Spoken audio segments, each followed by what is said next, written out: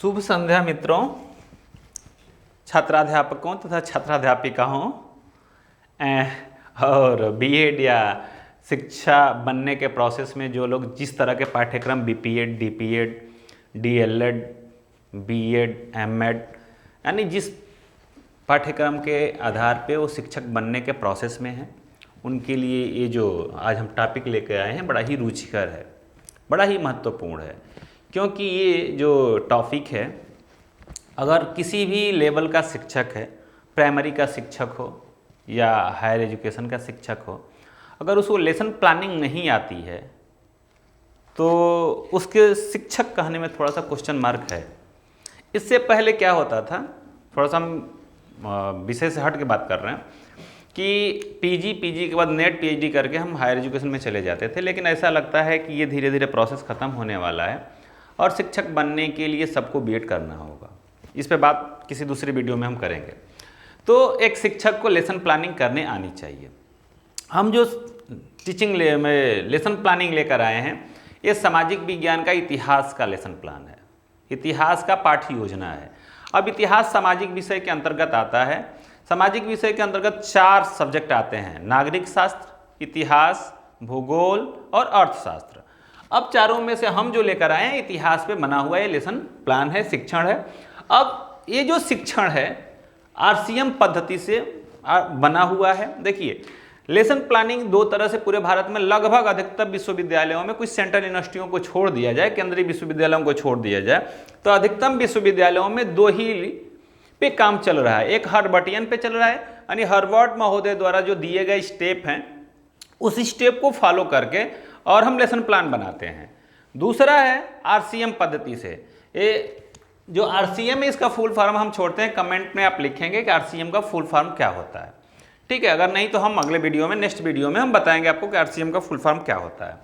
अब यहाँ पे जो प्रक्रिया है, हम आरसीएम को लेके चलेंगे। आरसीएम ने जो स्टेप फॉलो किया, उस आरसीएम पद्धति पे हम काम करेंगे। और ये जो लेसन प्लान है ये इतिहास का है। अब ये पाठ्य योजना जो है एक है,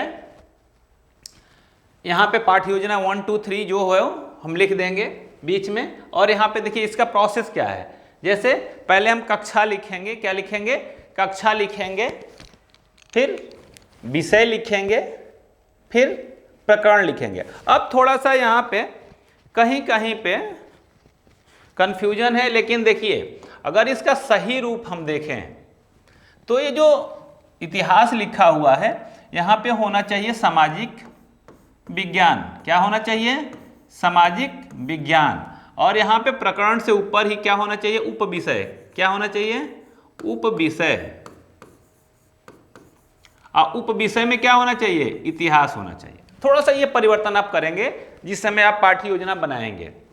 कक्षा 7वीं और दिनांक जो आपका दिनांक होगा, फिर विषय सामाजिक विज्ञान, उपविषय इतिहास, अवधि 40 मिनट 45 मिनट जिसका क्लास आपको मिलता है वो विद्यालय के ऊपर है।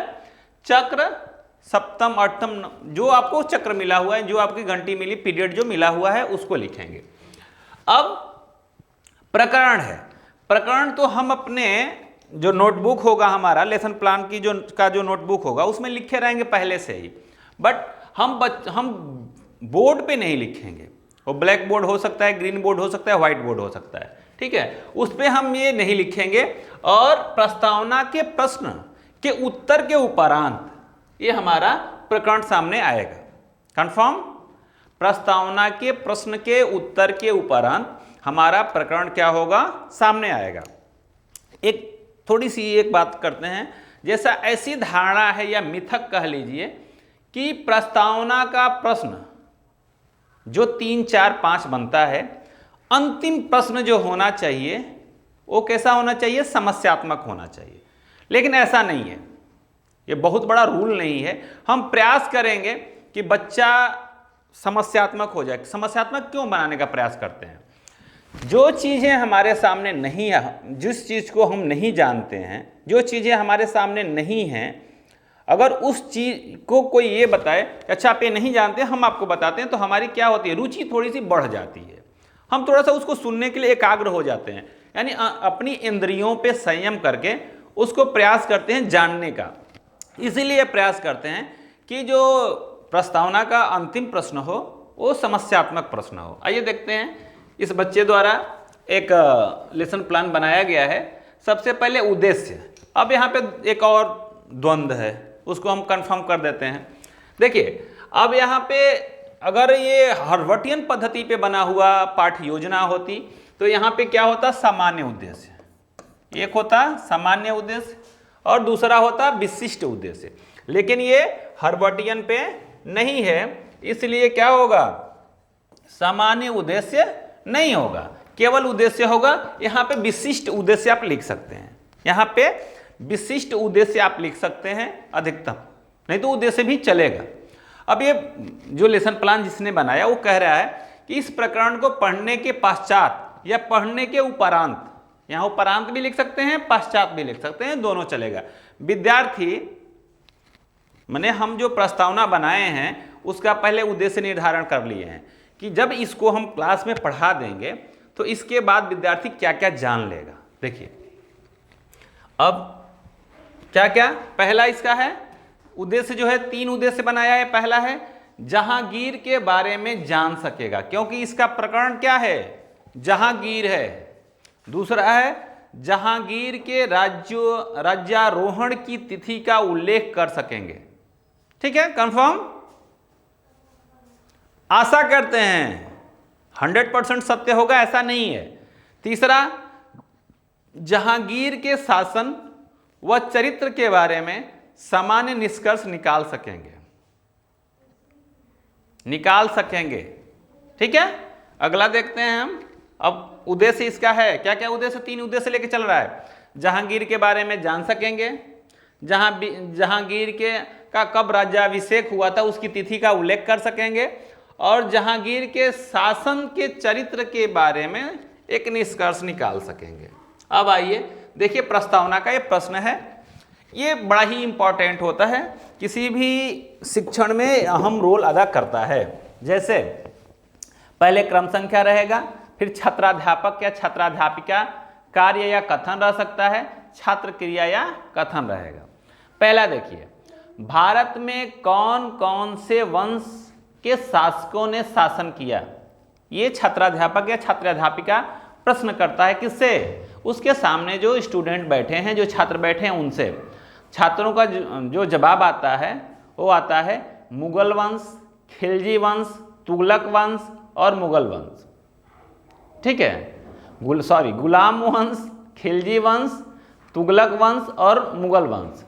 अब जो छात्राध्यापक है वो दूसरा क्वेश्चन करता है, मुगल वंश के कुछ शासकों के नाम बताओ। कुछ है, खुद नहीं है। ठीक है, कुछ शासकों के नाम बताओ।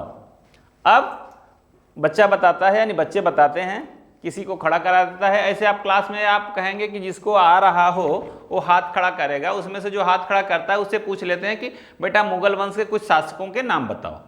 अब वो बताता है क्या, बाबर, हुमायूं, अकबर, जहांगीर, ETC और भी बताता है मान लो। तब ये पूछता है कौन, जो छात्राध्यापक या छात्राध्यापिका है वो पूछता है अकबर के पुत्र का क्या नाम था, क्योंकि अकबर आया हुआ है। वो बताता है जहांगीर।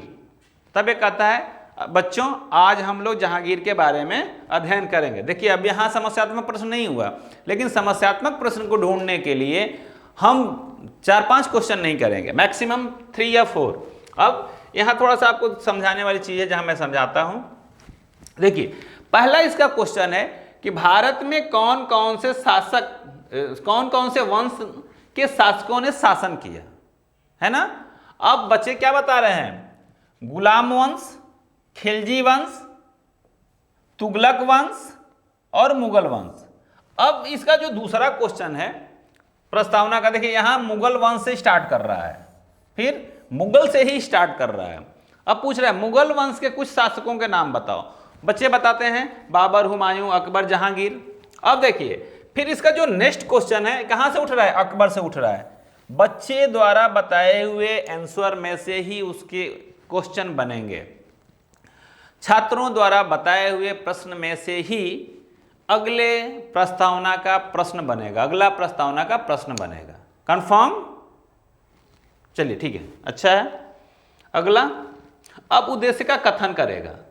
बच्चों, आज हम लोग जहांगीर के बारे में अध्ययन करेंगे, ठीक है। अब अधिगम व्यवस्था स्टार्ट होती है। इसके बाद अधिगम व्यवस्था क्या होगी? यहां होगा अधिगम व्यवस्था। क्या होगा? अधिगम व्यवस्था। अधिगम व्यवस्था कैसे कर रहा है ये छात्र? देखिए, अब थोड़ा सा कंफ्यूजन, ये एक नंबर पे हम रख लेंगे शिक्षण बिंदु, दूसरे नंबर पे छात्राध्यापक या छात्राध्यापिका कथन हो जाएगा, तीसरे नंबर पे हो जाएगा छात्र क्रिया या कथन, और चौथे नंबर पे हो जाएगा विधि प्रविधि एवं सहायक सामग्री, ठीक है। अब देखिए स्टार्ट कर रहा है ये। इसका शिक्षण बिंदु क्या है? विकासात्मक प्रश्न। जरूरी नहीं है कि स्टार्टिंग में ही विकासात्मक प्रश्न हो, बट अगर है तो अच्छा है। पहला प्रश्न है इसका, अकबर की मृत्यु के पश्चात कौन शासक बना? कौन पूछ रहा है? छात्राध्यापक या छात्राध्यापिका? बच्चे बता रहे हैं जहांगीर।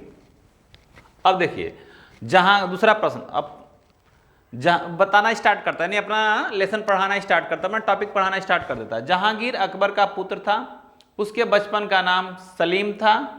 सलीम का राजाभिषेक नूरुद्दीन मोहम्मद जहांगीर के नाम से हुआ। वह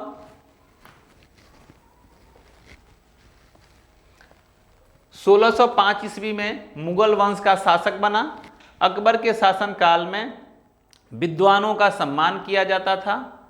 अब्दुल रहीम खाने खाना, जो कि अकबर के नवरत्नों में से एक थे, जिनसे जहांगीर ने तुर्की एवं फारसी भाषाओं का ज्ञान प्राप्त किया था।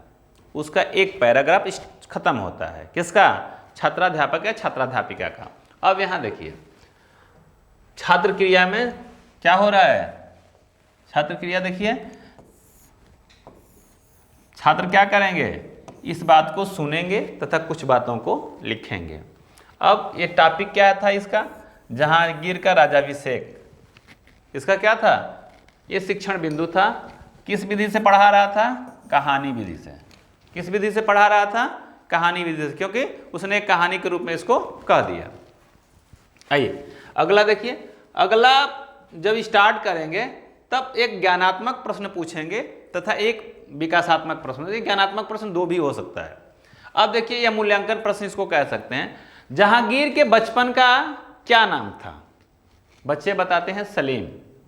ये प्रश्न किस तरह का है? ये जो टॉपिक है ज्ञानात्मक प्रश्न पूछा जा रहा है, ये प्रश्न प्रविधि है। दूसरा प्रश्न है, इसको बोधात्मक कह लीजिए या विकासात्मक कह लीजिए। जहांगीर गद्दी पर कब बैठा? ये भी बोधात्मक प्रश्न है, 1605 ईस्वी में। अब फिर स्टार्ट करता है, उसका जो शिक्षण बिंदु है वो चेंज हो गया। शिक्षण बिंदु देखो यहाँ पे दूसरा स्टार्ट करता है वो बच्चा। क्या हो गया? शिक्षण बिंदु क्या हो गया? विद्रोह एवं दमन। अब स्टार्ट करता है वो, गद्दी पर बैठते ही जहांगीर को सर्वप्रथम अपने पुत्र खुसरो के विद्रोह का सामना करना पड़ा। जहांगीर ने खुसरो के माने जितने आगरा के किले या जो ही है उसके बारे में वो पढ़ाना स्टार्ट कर देगा और फिर वही प्रोसेस अपनाएगा। क्या? वही प्रोसेस अपनाएगा और तीसरा शिक्षण बिंदु ले लेगा। यानी इस प्रक्रिया से हम लेसन प्लान बनाना प्रारंभ करते हैं, लेसन प्लान बनाते हैं। समझ में आ रही है बात? तो बताइए। ओके, अगला लेसन प्लान, अगली इस पे कार्यक्रम पे चलते हैं, जो लास्ट की एंड कैसे होता है ये जहांगीर। देखिए अब यहाँ पे जो पढ़ाते पढ़ाते जब अंतिम में आएगा वो टाइम के हिसाब से अपना मैनेज करेगा, तो श्यामपट्ट सारांश लिखेगा वो, या श्यामपट्ट कार्य भी लिख सकता है। यानी श्यामपट्ट सारांश या श्यामपट्ट कार्य वो कार्य होता है जिसमें वो अध्यापक के द्वारा या छात्राध्यापक के द्वारा क्लास में रहते हुए श्यामपट्ट या व्हाइट पट्ट या सफ़ेद पट्ट या हरा पट्ट का उपयोग किया गया। तो उसने श्यामपट पे क्या क्या लिखा? जहांगीर किसका पुत्र था, सॉरी जहांगीर के राज्य कब उसको दिया गया? 1605 में। जहांगीर के बचपन का नाम क्या था? सलीम था। इस तरह की बहुत सारी चीजें जो वो पढ़ा रहा है यहाँ पे लिखेगा। अगला जिसे इसको लिखने के बाद फिर मूल्यांकन के प्रश्न, जहांगीर किसका पुत्र था, जहांगीर का राज्याभिषेक कब हुआ, ये मूल्यांकन के प्रश्न है। जहांगीर ने तुर्की व फारसी भाषा किससे सीखी, मेवाड़ पर आक्रमण के लिए जहांगीर किसे भेजा, ये एक मूल्यांकन के प्रश्न है जिसके आधार पे वो मूल्यांकन करेगा कि हमने जो बच्चों को पढ़ाया उसमें से बच्चे कितना ग्रहण किए। अब दत्त कार्य या गृह कार्य इसको कह लो, दत्त कार्य या गृह कार्य। दत्त कार्य क्या है? जहांगीर की उपाधि किसे दी गई, बच्चा लिख के लाएगा। खुसरो कौन था, ये बच्चे का क्या है, होमवर्क है। नेक्स्ट अगला लेसन प्लान हम देखते हैं क्या है।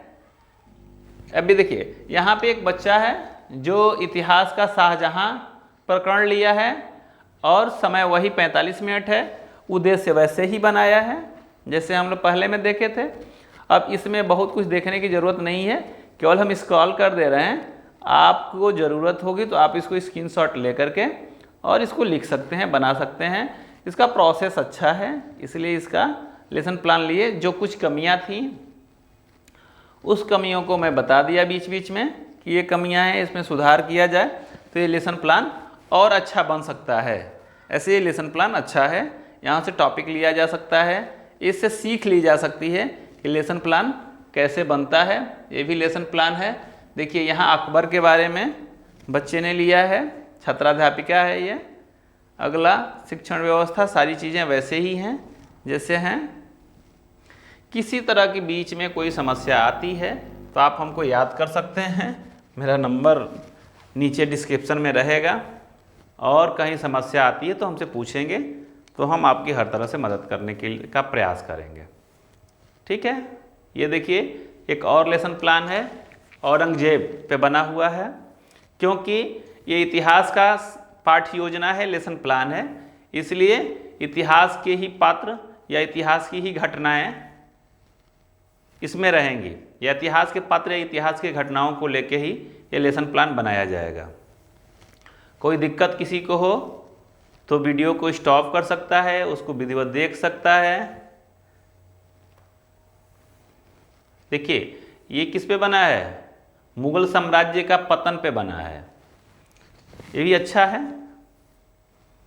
आप इसकी शैली देख सकते हैं, प्रोसेस देख सकते हैं, और कोई समस्या आती है तो अपने गुरुजनों से बात कर सकते हैं या मुझसे बात कर सकते हैं। 9839527545 नंबर पे आप कॉल कर सकते हैं, बट 10 बजे से 3 बजे तक।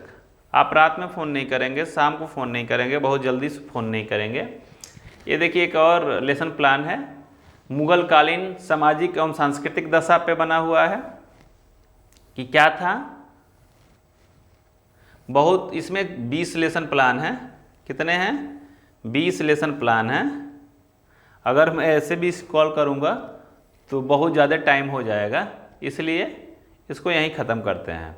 किसी तरह की कोई समस्या अगर होती है तो आप हमको कॉल कर सकते हैं, पूछ सकते हैं, कोई दिक्कत नहीं है। और बीएड की हर तरह की समस्या के लिए अगर आपको लगे कि ये चैनल हमारे उपयोग का है तो इसको सब्सक्राइब करिए, लाइक करिए तथा उन बच्चों को भी बताइए जो इससे लाभ ले सकें। धन्यवाद।